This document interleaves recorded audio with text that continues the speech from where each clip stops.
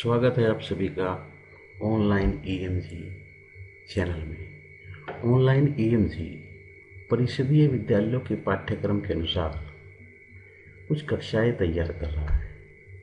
Lockdown के चलते विद्यालय न खुल पाने के कारण हमारा उद्देश्य परिषदीय विद्यालय के छात्र छात्राओं तक उनके पाठ्यक्रम के अनुसार कक्षाएं यूट्यूब के माध्यम से पहुंचाना है।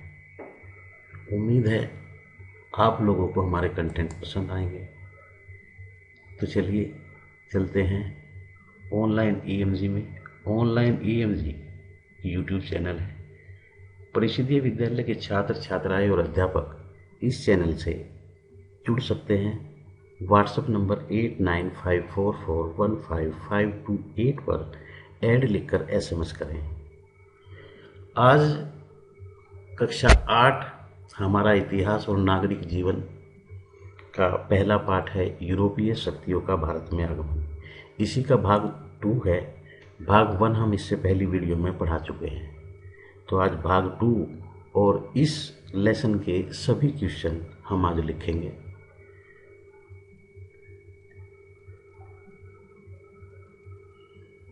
अब बात करते हैं यूरोपीय व्यापार की। तो यूरोप से पुर्तगालियों ने हिंद महासागर के माध्यम से होने वाले व्यापार पर अपना अधिकार कर लिया। वे सोना चांदी लाते और हमारे देश से सूती रेशमी कपड़े और विभिन्न मसाले ले जाते थे और बहुत मुनाफा कमाते थे। पुर्तगाल की मजबूत नौसेना के कारण हिंद महासागर से कोई दूसरा देश पुर्तगाल की इजाज़त के बिना अपना जहाज नहीं ले जा सकता था। वास्को डी गामा के भारत पहुंचने के बाद एक एक करके हॉलैंड, फ्रांस और इंग्लैंड के व्यापारी भारत आने लगे। भारत की यात्रा के लिए समझते हैं हम इस बात को कि भारत में एक लंबी यात्रा करके आया जाता था, तो उसके लिए धन और नाविक, जहाज, इन सब का बहुत महत्व था। तो इन सब को जुटाने, इन साधनों को इकट्ठा करने के लिए इन लोगों ने कुछ व्यापारिक कंपनियां बनाई। व्यापारिक कंपनियों का अर्थ है, अब हम इसे यहाँ से देखते हैं, मैं हाईलाइट कर देता हूँ, यहाँ से देखते हैं। व्यापारिक कंपनियाँ, व्यापारिक कंपनियों का अर्थ है व्यापार में कई लोगों की हिस्सेदारी शेयर होती थी। सभी हिस्सेदार व्यापार में अपनी अपनी पूंजी लगाते थे और लगाई गई पूंजी के अनुपात में व्यापार से प्राप्त मुनाफे को आपस में बांट लेते थे। तो इस तरह से कई लोग मिलकर एक कंपनी बनाते थे और वो कंपनियां व्यापार करती थी। हॉलैंड में Dutch east India company, England में ब्रिटिश ईस्ट इंडिया कंपनी बनी और फ्रांस में फ्रेस्ट ईस्ट इंडिया कंपनी बनी। आज भी निजी कंपनियां इसी प्रकार पूंजी इकट्ठा करती हैं। जहां ये लोग रहते थे, जो कि उन कंपनियों के फैक्ट्रियों के एजेंट थे, जहां वे रहते थे उनको फैक्ट्री कोठी कहा जाता था। आप इस पाठ को पढ़ेंगे, यहाँ थोड़ा बहुत ही कम शो हो रहा है, तो चलिए इसी पाठ को पढ़ेंगे। सबके पास अपनी अपनी बुकें होंगी।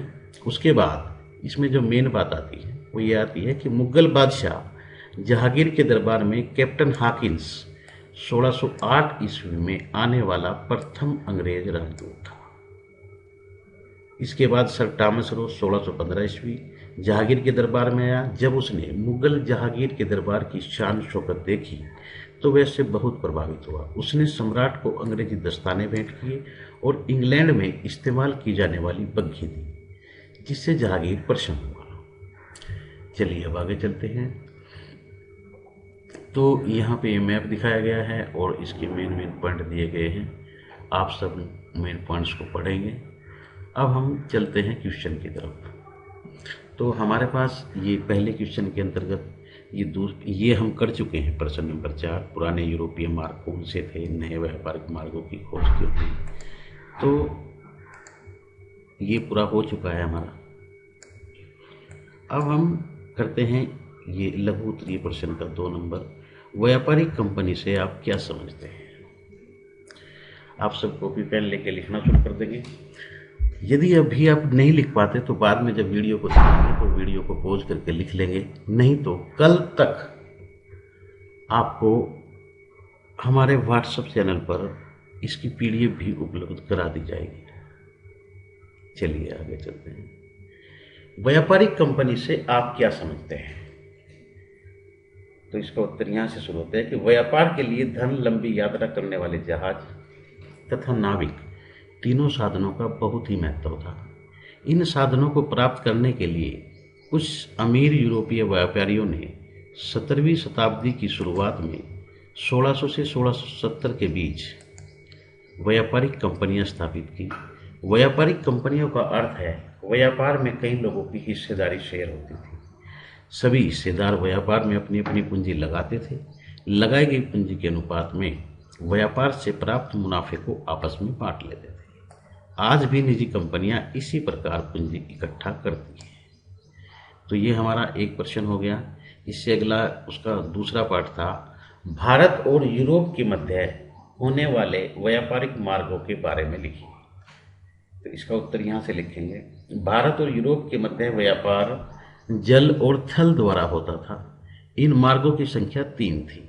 प्रथम मार्ग फारस की खाड़ी से होता हुआ समुद्री मार्ग था। ये तीनों ही मार्ग हमने आपको पहले प्रश्न के अंतर्गत भी लिखवाए थे। दूसरा मार्ग भी बताया था, तीसरा मार्ग, तीनों मार्ग हमने लिखवा दिए थे। आप इसे यहाँ से वीडियो को पॉज करके लिख लेंगे। अब आगे चलते हैं। अति लघु प्रश्न है, फिर वहाँ से हम आपको बाद में दिखाएंगे एक बार। किस यंत्र के आविष्कार से लंबी समुद्री यात्राएं आसान हो गई? पहली क्लास में हमने इसके बारे में बताया था कि कुतुबनुमा जिसकी सहायता से वो लोग दिशाओं और मौसम का ज्ञान रखते थे, कुतुबनुमा के आविष्कार से लंबी समुद्री यात्राएं आसान हो गई। इसका उत्तर हो जाएगा। वास्को डिगामा किस देश का निवासी था? ये भी पहली कक्षा के दौरान हमने पढ़ा था कि वास्को डिगामा पुर्तगाल का निवासी था। चलिए आगे चलते हैं।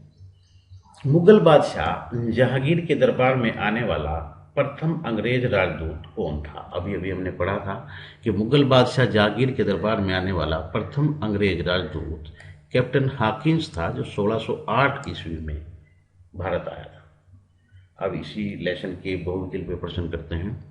अमेरिका की खोज की थी कोलंबस ने, हॉकिंस ने, वास्को डिगामा ने, सर टॉमस ने?